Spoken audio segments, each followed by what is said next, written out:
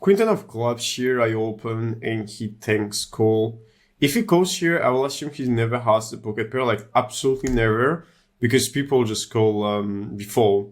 And if he has 6-7, he's probably also calling before. So he has enough close between call and fold. So I'm gonna bet small here and just bet on this read. I'm not gonna fold the raise, and I'm gonna play call, and I'm gonna raise the river. And as I said here, like, he's literally never gonna have sets. He might have like 6-7 naturally. This is something that might happen. But I think he was just gonna have like too many bananas, just based on the read I have on his timing. Because most people don't tank like this with a pair, even if it's a play for tables. As you will see, timings are like often like this. So I'm gonna bet very small on the turn now, and I just expect him to fold a lot. And if he just check raise again with the read I have, I will actually call, even if this line is probably really on the bluffed. And he folds. So as you see, we made extra money based on his timing tail pre-flop. And it's not the money I would have won if I didn't analyzing this way. Obviously, with timing analysis, sometimes you're going to get wrong, you're going to lose money. But when you're right, the money you win will compensate the EV loss you have when you are wrong. Ace queen here, I'm gonna open, pocket 9, I'm going to open also. So I'm getting 3-bet very fast, which BVB is very strong in general, because most people with the close region will either like snap or tank, but with the strong region, most people just snap. So I will call. My hand is not a 4-bet anyway, at the stakes. And pocket 9 is just gonna call. He bets small, my hand is a call all the time. Let's see what he does on the turn. On the turn, if he bets very fast, I will assume it's a little bit more weakness, because except the 5, like everyone's like needs time to think about it. And now with ace queen, I'm just going to bet very small and try to get called by a king. Pocket 9s, I'm going to call. And probably king queen or something. Pocket 10s, okay. So we were right pre-flop. Interesting. And now with pocket 9s, I think my hand just let's go and check, and I don't think we'll be able to do anything here. Like, I can make full 10s and plus, but yeah, no, it's not like, it's not that perfect. And these spots now,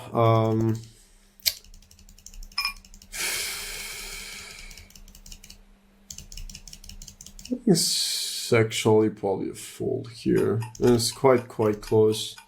But I don't expect them to like size as small with value, with bluffs, because, you know, like all my ranges call the flop, check back, and just catch the river against all the like air broadways. So I expect them to like bluff different lines and different size, but on this one. Pocket jacks here. So this should be played as a big bet sometimes, and you can also play it as a check, but like 10s and jacks with a heart here might be played as big. You prefer to have a diamond because then you like have like more clean outs in the sense of they're not gonna be, you're going to eat less sets when backdoor flush draw king comes in, so that's why I prefer the diamond. And on the turn I'm gonna check again. Let's see what timing he has. He checks, so I think he has like an easy check, so I would say he has a king most of the time. I think he might also have an ace, but his range from me will mainly be a king. So I'm gonna bet one blind here and try to value bet something. King, queen here, I'm going to check. And I think, yeah, I think flush would have like tank more. So like, I think if he's raising me, I just call all the time. Turning off here, it's a bit wild. I'm going to defend against two crucial players, and I expect it's supposed to be quite profitable to bluff when both people play passively. And now in this snap check, he's mostly gonna have weaker hands. And when he tank check, I will assume his hand is more condensed all equity that like potentially wanted to bet. So I don't want to bet here, and I'll play it as a check. When he snap check, this guy is never having an ace. So if small blinds not check, I will just like put the money in the middle.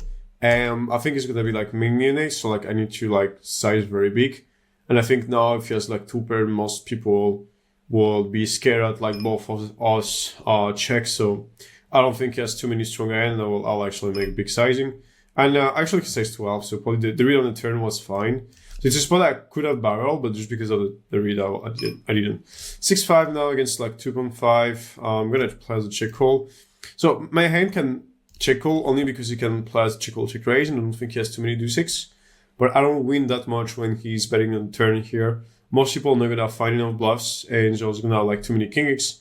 But now if I go in the race, it's gonna be very difficult for them to call a king. Because now I'm gonna have like straight, got some flash combos, etc. So I'm gonna raise for small size and I expect to have like way more than 50% full equity on the pool in average. You're still sometimes going to get called by a king, like it's gonna happen.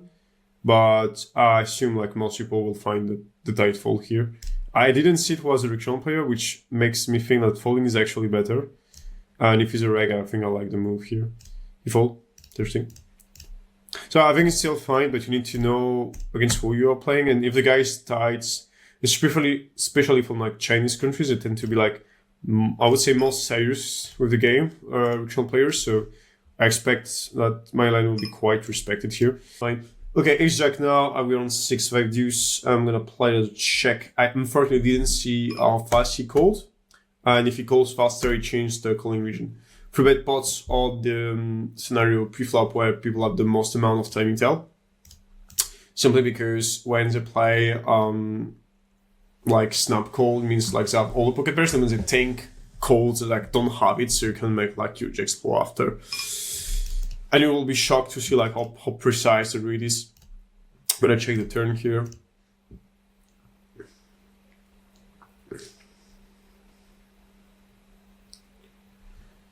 Okay, Jack 10 facing off, not really liking it, but I'm gonna call.